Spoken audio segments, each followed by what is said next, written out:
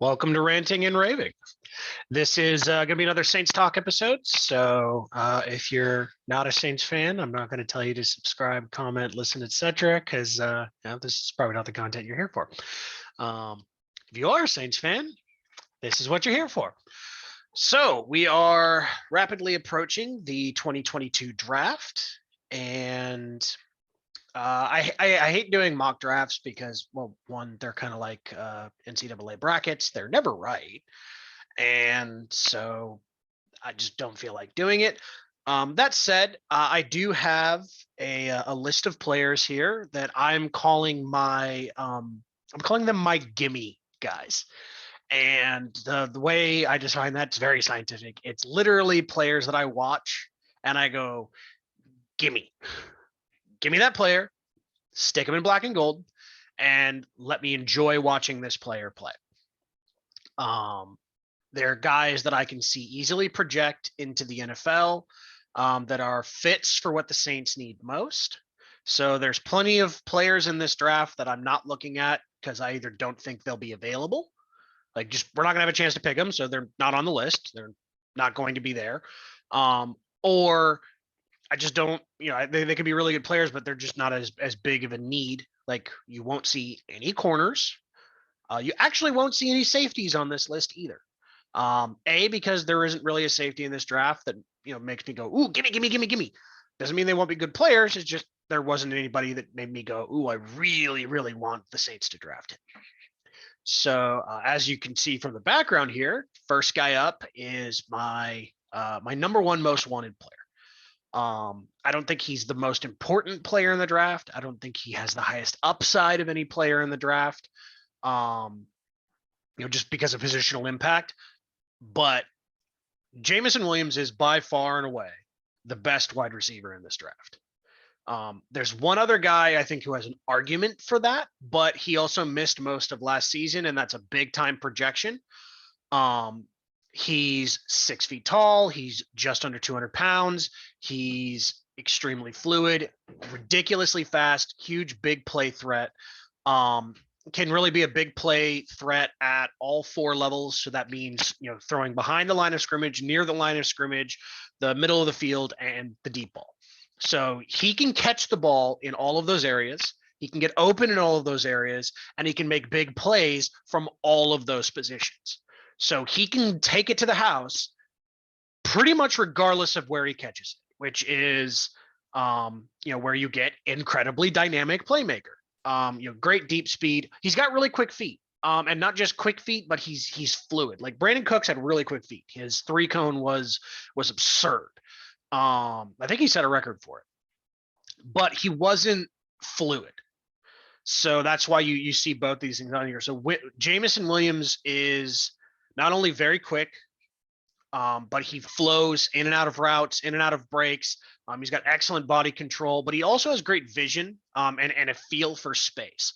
And what I mean by a feel for space, and you're going to see this a few different times, as we go through all of these players, a feel for space it's partially understanding what is happening in front of you, being able to naturally stack things. Okay, if I cut here, that guy has this angle. So then if I can run about another 8 feet and then cut again, because I'm faster than him, or I'm going this fast, I'm going to beat him to that spot and I'm going to hit open field. If you have to think your way through that, you're not going to make that play. If you have a natural sense for being able to understand, speed, relative speed, position, the geometry of the field, those are the guys that can really make things happen in the open field. Jameson has all of those attributes. He's a hands catcher. Again, this is something you're going to see on the little notes you'll see on each of these players as we go through. There's guys who catch the ball with their body, like a Traquan Smith, who bobbles the hell out of it a lot and is inconsistent and unreliable beyond all the other things that make Traquan inconsistent and unreliable. Cam Jordan, Mr. Happy-Go-Lucky, support all my teammates, was on TV, and the only thing he could think of to talk about why Traquan is such an underrepresented player is he's a great blocker, which is like the 5th most important thing you do as a wide receiver. Jameson Williams is his exact polar opposite. Great hands catcher. So the ball's out in space, reaches out, snags it, is able to make contested catches because of that. Really has superstar potential. This is a guy where you could draft him, and by his 4th or 5th year, you're letting Michael Thomas walk and you're bringing in a new number 2 because this guy is your star. That doesn't mean you have to get rid of Michael Thomas. I actually love the way theoretically these two players would match up, and it really would give defenses a ton of trouble. And yes, he probably wouldn't be available for at least the first half of the season, but the Saints aren't winning a Super Bowl this year. You're not going to be a contending team. If there's any fans out there that are fooling themselves into believing that, or if there's anyone in the organization that is fooling themselves into believing that, you're not. You're not close. But if you have a really good draft, you could be in that position next year. And taking this guy at 16 or 19, like that's a no-brainer to me. He has that kind of potential. The other guy who has superstar potential, and there's one other on this list that I think has superstar potential, like could be competing for being the top receiver in the NFL, fantasy, darling, like one of those guys that puts up big numbers consistently, that teams double team, that is a fucking problem. And that's George Pickens. Pickens missed most of the season. It's a big reason why he's really not as hyped as he otherwise could be. I'm much higher on Pickens than I am on Wilson, although Wilson's probably going to go much higher in the draft. I'm much higher on him than I am on Olave, who we'll talk about here in a second. I'm much, much higher on him than I am on Burks. And a couple of other guys who get a lot of conversation, Drake London, who I have no interest in whatsoever.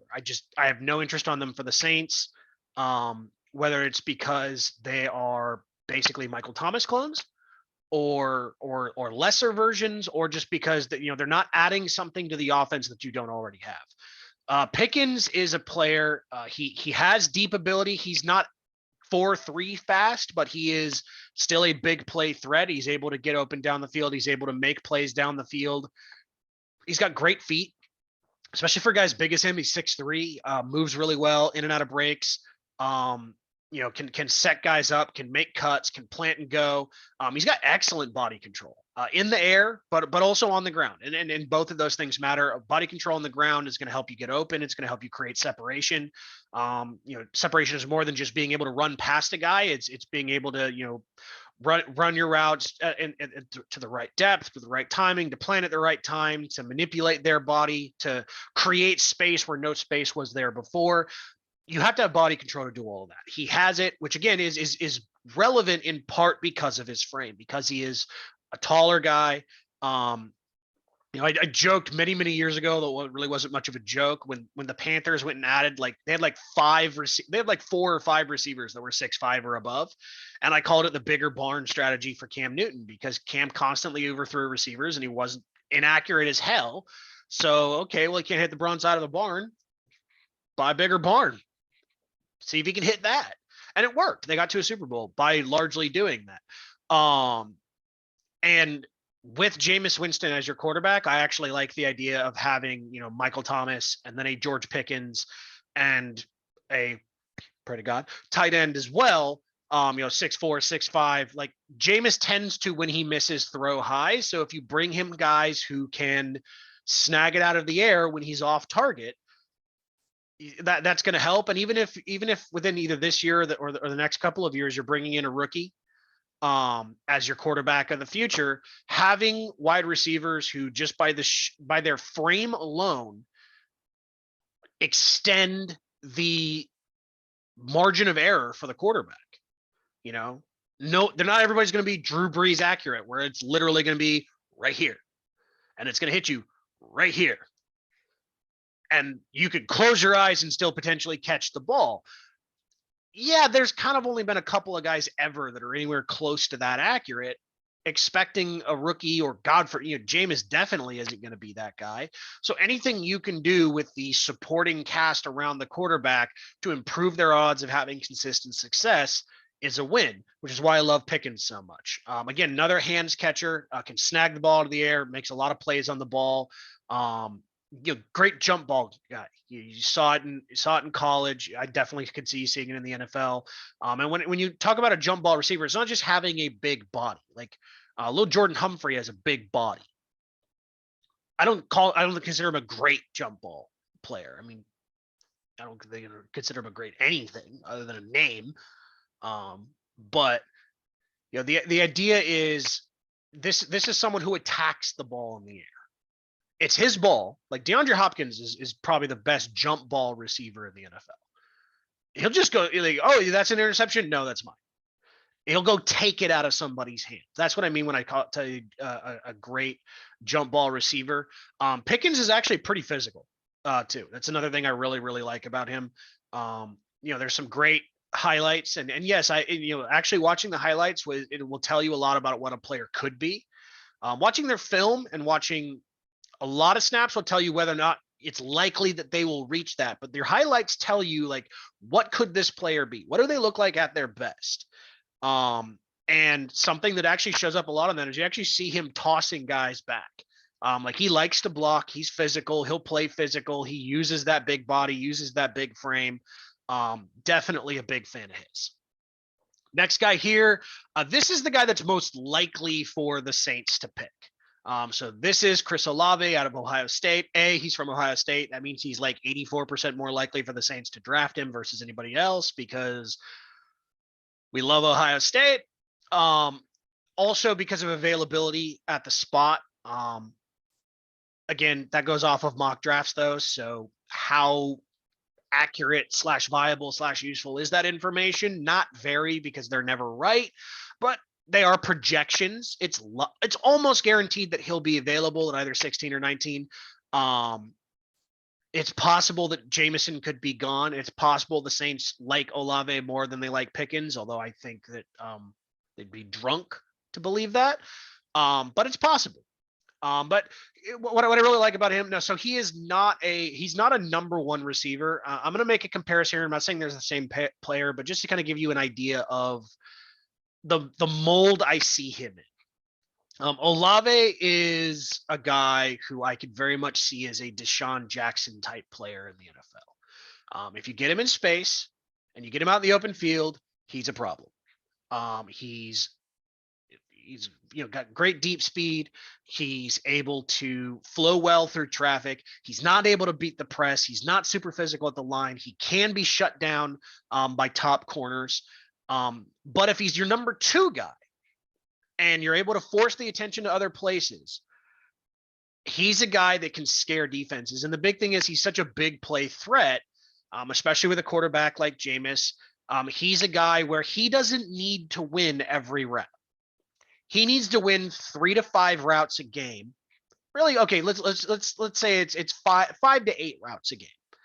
And the quarterback needs to see him winning the route on 3 to 5 of those. And that's really it, because this is the type of player that can go 5 for $120 and 2 touchdowns.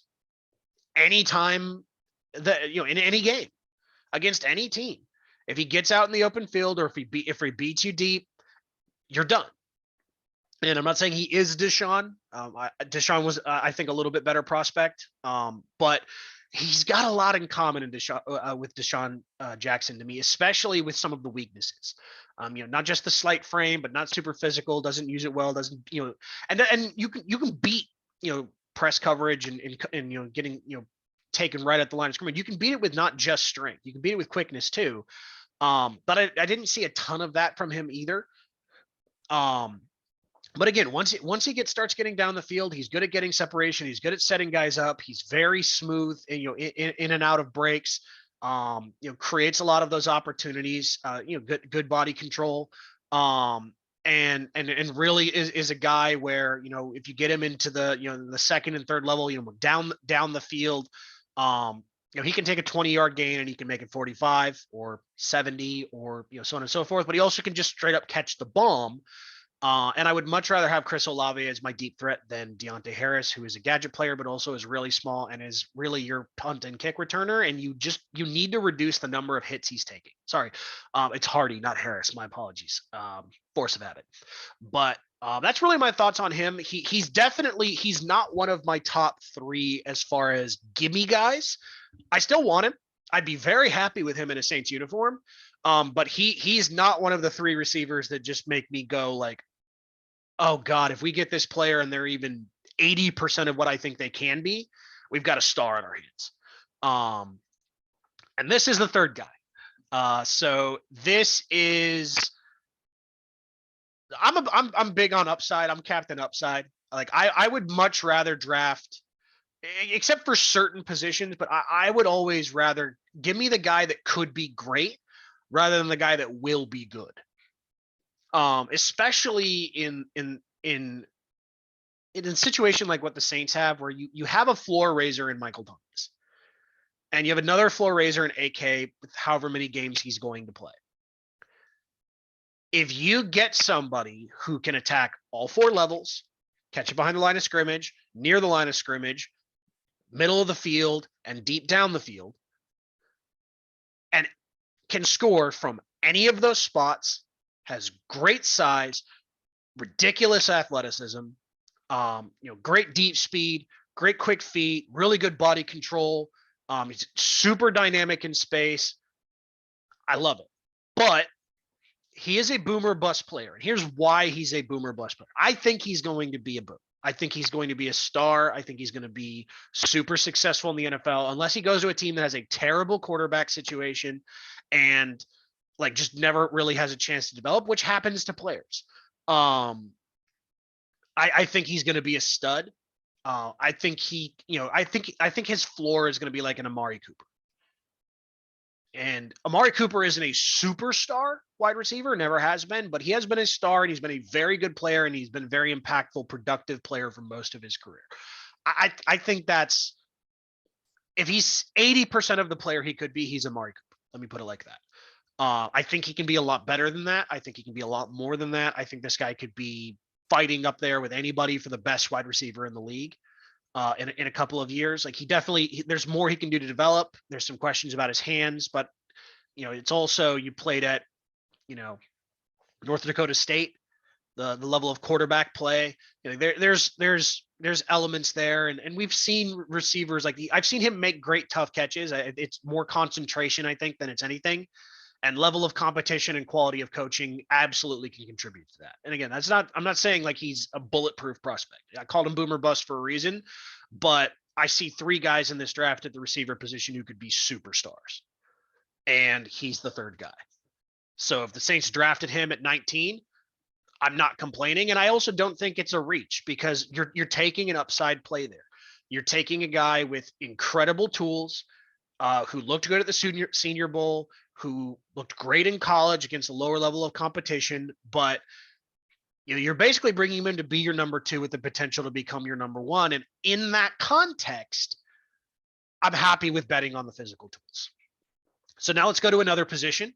This is kind of the sneaky, low-key, big need for the Saints, is to add a running back. This is a guy I really wasn't looking at until the Saints Twitter podcast guys, Adam and Ryan, started bringing him up. And then I started watching him a little bit more and went, okay, I see, shall we say, the vision. James Cook, as you can see, is the top comment there. This is actually a compliment. He's Turbo Cadet to me. Travaris Cadet. The turbo is the really important part. Travaris Cadet was, and I know we forget to we don't like it because of the years he played, but he was actually a pretty useful player for the Saints. He was very James White for the Patriots, minus all the winning, because those are terrible teams. And he was just a running back. Like, he could do a little bit of running, but it was, he was mostly attacking out to the edges and catching the ball and catching it in space. And he was basically like a big slot, not big vertically, but big by, size, just as far as the running back physicality and all that. Not really a guy that I necessarily would be running between the tackles a ton, but a guy that can attack the edges, really nice balance, and accelerates really well. He's a guy that gets to top speed quickly, which is it's a big plus. Good body control. He's a fluid athlete. Moves well through space, transitions, flows. Big thing for me, especially if you're looking at a more of a receiving back than a true running back, is he a hands catcher? If he doesn't naturally snag the ball out of the air, there's not even really a point of looking at it. But he's a nice versatile player. He's nice AK insurance. But he can be a nice compliment for Alvin too, because Alvin can be and is a between the tackles runner, and so you can actually play them both on the field at the same time and really create a lot of stress for defenses. The next guy here on the list, if you watched him at all, he's a pretty self-explanatory player. Kenneth Walker III. He's not just a cut and go player. Like he can go through space a little bit. He can cut back up the field. He's got a little bit of the Reggie no yes to him. But for the most part, this is a plant and go runner. Great long speed, extremely explosive. Pretty powerful guy. Can catch, not a great catcher, but can catch. Definitely an every down back to me. Like this is a guy, you can put him on the field with Alvin. You can put him on the field to spare Alvin. You can put him on the field as a running back and move Alvin to slot. This is a better version as far as a prospect. We don't know what he's going to be as a pro, but as a prospect, this guy would give you a better version of what Mark gave with Alvin. And the reason I'm saying that is he gives a lot of the power elements, and he can run a lot of the same stuff as far as allowing you to play the two of them together. But the difference is this guy's a home run threat the way like Ingram never really was. He actually got much better at it into the late middle of his career, which is kind of weird, but it happened. But he never had speed like Walker. Walker, it would bring an element of speed and explosiveness to this offense that they desperately need. I want it at the receiver position, but I would love to have it at the running back position as well, especially because Jameis Winston is a quarterback who needs to live in play action to really have the maximum amount of success. And having running backs who are major threats to create explosive plays constantly gives you more. It's going to make teams bite. Teams will bite on play action, even if you're not a good running team, but having guys who are threats, it just opens up your options because the defense has to read and react. And if you can make them read the right thing, but make the wrong reaction by creating, secondary reads within the play for the running backs to leak out or do other things, you really can put them in a compromised position. And a player like Walker would help that. And then there is the guy, this is the only running back I'd be okay taking in the first round. Like if they went Jameson Williams, Breece Hall, I wouldn't be mad. I really wouldn't. I'm sure that major parts of Saints Twitter would lose their shit. But I actually would be perfectly fine with that. Or if they took George Pickens and Breece Hall at 16 and 19. I would be perfectly okay with that. I would have no issue with that whatsoever. And you can say, oh, but my mock draft didn't have him. I don't care. I don't care about your mock draft. I care about the player. Can the player have a major impact as a rookie? Yes. Are they at a position of need for the team? Is there a hole there? Yes. If it's yes to both of those, I have no issue taking them in the first round. I don't care if it's with the 6th pick, the 1st pick, or the 31st or the 32nd pick. If you get impact players that address needs for your team, immediate impact players, they're good picks. They can be better picks if there was a better player available who also addressed a need. Like, would I take Breece Hall or Jameson Williams over a quarterback? If you tell me I have a crystal ball, I know this quarterback is going to work out and they're going to be great. The team has a great grade on them, and you currently don't have a franchise quarterback, which we currently do not have. We have what Jameson is right now is a journeyman quarterback on a prove it deal. That's what we have. What he could be, what we could have is different than what we do have. So that's the reality we're working with. So would I be happy with Breece Hall? Absolutely. This is actually, if you want to understand, let me put it like this. Take Michael Thomas out of it. Breece Hall would have the best on this team. Maybe Alvin, because Alvin's got really good hands as well. But that's it. Like Breece Hall has better hands than every wide receiver on this roster right now today. Every tight end on this roster right now today, no question. Really good hands for a running back. Has made some circus catches. Very explosive player, extremely dynamic, very good in the open field. I love the way that he flows and sets up his cuts. Very, I'm not comparing the two players. I'm just saying visually, some of the cuts you see him make in the open field, they're the same kind of cuts that I used to see Barry Sanders make, where it, you kind of, you dip a little bit with the knees, you dip a little bit at the hip, you plant, and it's less of a cut and more of a flow. And the difference between those two things is how it impacts the defender. Because when he's able to set it up and just flow from this cut to this cut to that cut, his ability to get to the second level improves. Because guys, they might have an angle, but that extra 6 inches you get from not slowing in and out of your cut, of just flowing through it and being able to keep the same pace through body control and balance, which, by the way, this is the whole reason AK is successful. He's not a super fast running back, and yet he constantly has explosive plays and gets into the second and third levels. It's because he's able to flow in and out of cuts so seamlessly that guys who should win the matchup don't. Now, Alvin also has absurd balance. Like, guys just bounce off of him. I'm not saying Breece Hall is like that, but the way that he's able to flow through cuts, plus the way that he accelerates, he's an extremely explosive player, has good vision, plays in space well. You won't see there's the legendary Richardson run where there's a giant lane to the left, Trent Richardson, giant lane to the left, and you see him run face first into like 3 guys, and it's like, dude, that is vision set to 0 on Madden. I don't know if there's a vision set on Madden. It's a terrible game now. Don't bring it up. Yeah, he has feature back capability. What that means is this guy can be dynamic star running back. I think he's got incredible potential. Would have no issue with taking him in the first round. Not advocating this guy should be the pick. Every guy on this list, if the Saints get them at any point in this draft, I'm extremely happy about it. Gimme. This is another player I wasn't really looking at. There's another guy, Trey McBride, who I looked at as well. Trey McBride didn't make the list. He has what I call quake feet for a tight end. Here's what I mean by quake feet.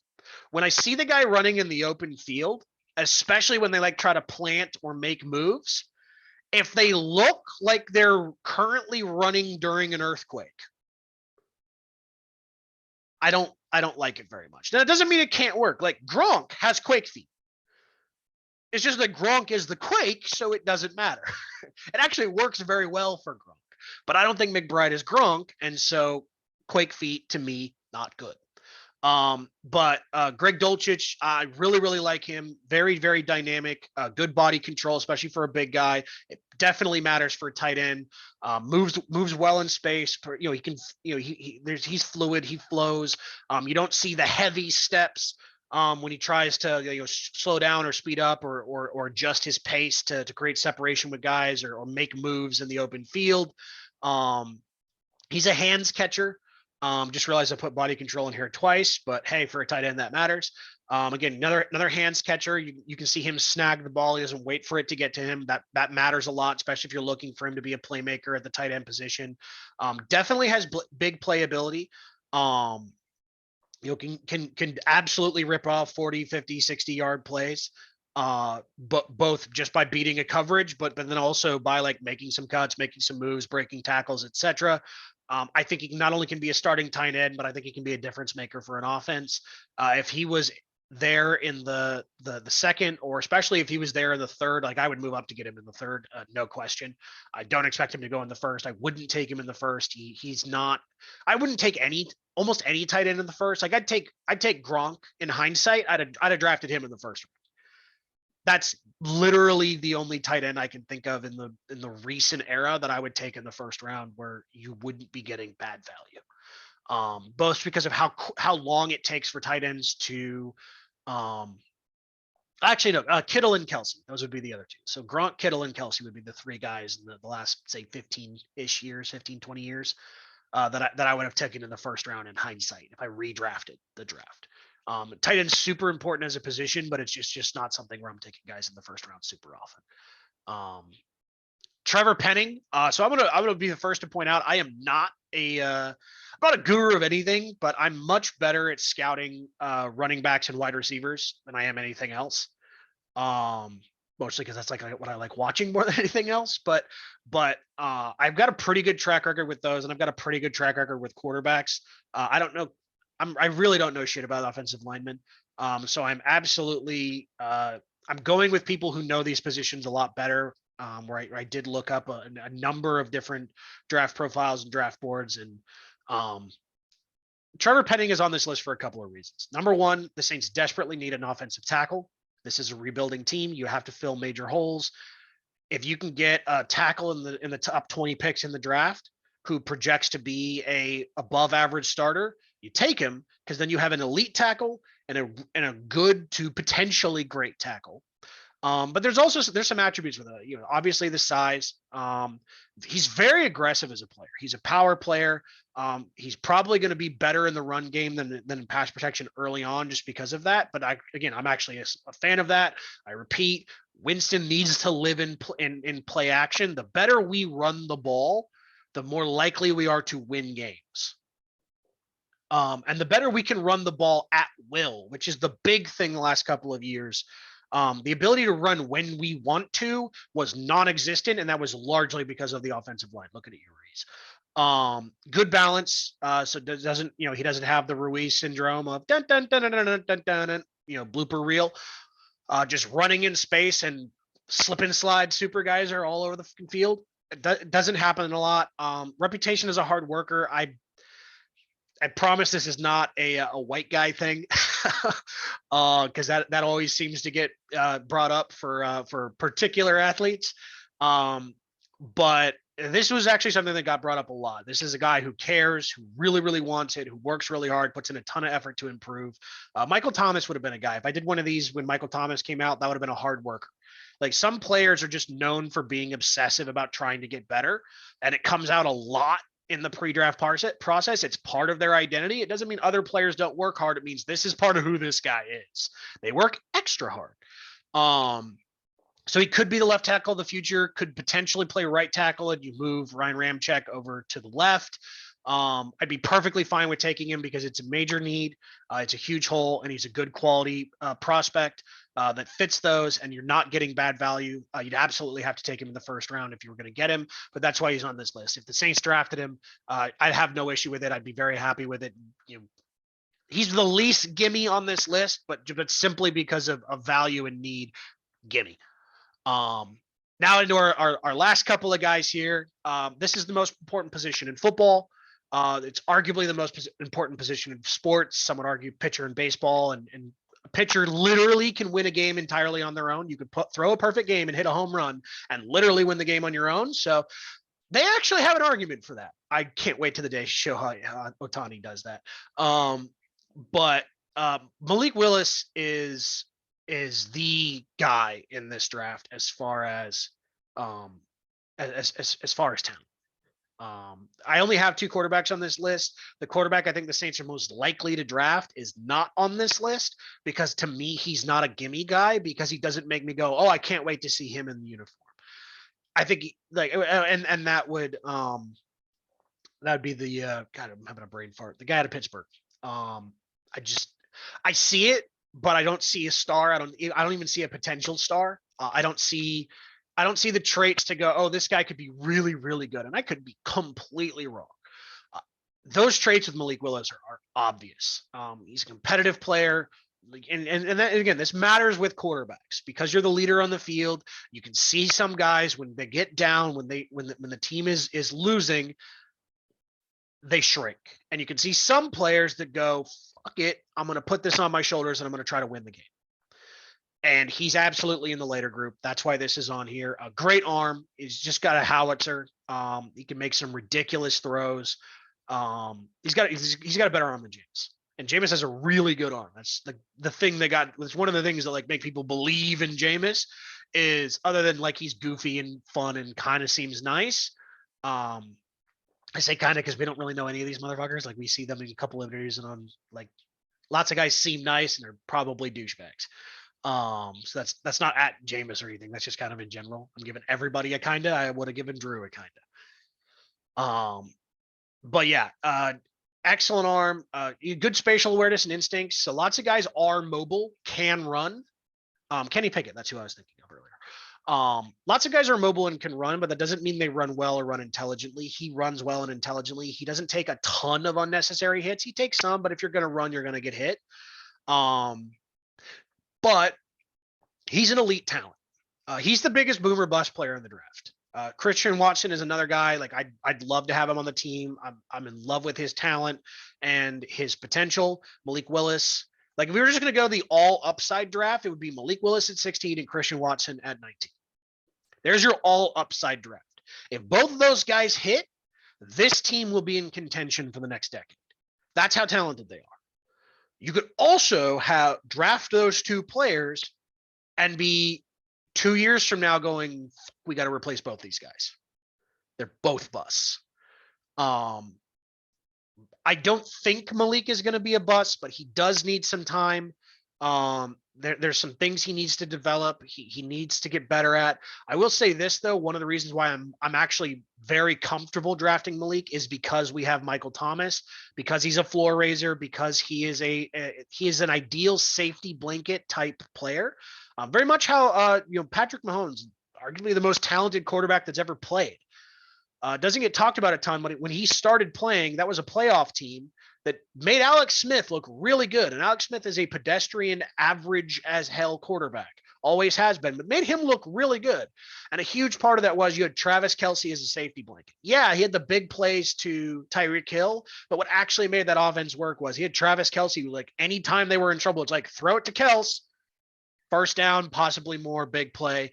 And that security blanket actually really helps young quarterbacks develop because they can find who they are. They can find who they're comfortable being. They can figure out where their sweet spots are, but they can also still be productive and they can build good habits early because they have a guy that can, all right, I missed that read, but screw it. Threw it to Mike. Mike got the first down. I know I missed the read, but I can still build on these extended drives. I can get more reps. I can get more quality reps, and all of that matters. So, Malik Willis, if he's there at 16, I'm not saying 100% I would take him because he's a boomer bust player. I'm not saying 100% the Saints will take him because I don't have a crystal ball, but he has the most upside of any player in this draft because of the position he plays and the talent he has. If he hits, this is a superstar quarterback. This is a franchise-changing level talent, period. If he doesn't hit, well, refer to my previous video about why I love the Eagles trade so much. The Saints can hit the reset button 2 years from now, no problem, and take another swing at quarterback if they don't hit. So I'm actually perfectly fine with that. Gimme. And the last guy, I'm actually really big on this guy. So this is Sam Howell. I have Sam Howell on this list, and I don't have Kenny Pickett. Kenny Pickett is more pro ready today. Kenny Pickett could walk into an NFL locker room and start today. Here's the reason why Sam Howell is on the gimme list and Kenny Pickett isn't. I think that Sam Howell has a higher ceiling. I can see him, if he can fix some of the mechanical issues that he has, and they're inconsistent issues. It's not that he can't ever throw with good mechanics. It's that sometimes his mechanics are poor. If the Saints can draft him, and you probably get him in the second or third round. If you got him in the third, I'd be ecstatic, especially if you got some playmakers. Like if you got Penning, Penning, Pickens, Dulcich, and then Howell in the third, my fat ass is going to do a backflip. And this is going to be a really, really funny video for everybody because this is not going to end well. But I'm going to try it anyway. No, guys, I'm not actually going to try. I'll fucking die. My fat ass. No, 275 ain't meant to flip like that. Not happening. Just he's a really, really good athlete. Not an incredible athlete, but he's a sneaky athlete. We all know what that means.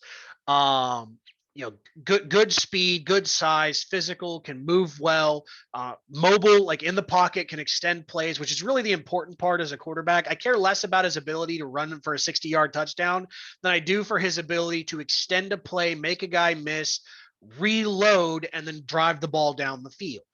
That's much more valuable than the ability to run for the 60-yard touchdown. If he can do both, great. And he has the arm to do both. He has the legs to do both. He has the vision and the spatial awareness to do both. He is a player who has a history of elevating himself in the fourth quarter, leading a lot of comebacks, getting better when things get harder. He did have a more of a down year last year than he had the year before, which is why his stock is low. The caveat to that, and this is part of again why I'm higher on him than a lot of others are, is they lost a lot of talent after 2020. So their 2021 season, he lost a lot of supporting cast, and North Carolina isn't a powerhouse in the first place. So you're still playing the same quality of teams. You have a lesser quality of guys around you. I would expect a little bit more volatility in your performance. And again, this is not a. I wouldn't take him at 16 or 19. This is a developmental quarterback. This is a guy where his upside really, really high, like really, really high. But he has some mechanical things he would need to work through. He needs to get a little bit better at working through progressions, just any rookie does. But if you can address those flaws and keep all the other things he already does really well, and especially the mentality components of his game, especially the elevating in crunch time, the playing really well in fourth quarters, leading the comebacks, all of those things, I could see him being a really special player. Again, I could also see him being a bust. There's a reason why I'm saying he's probably going to be there in the second or third. And if he's there in the third, like, you can take him, unless you already took a quarterback in the first, like, take him. Gimme.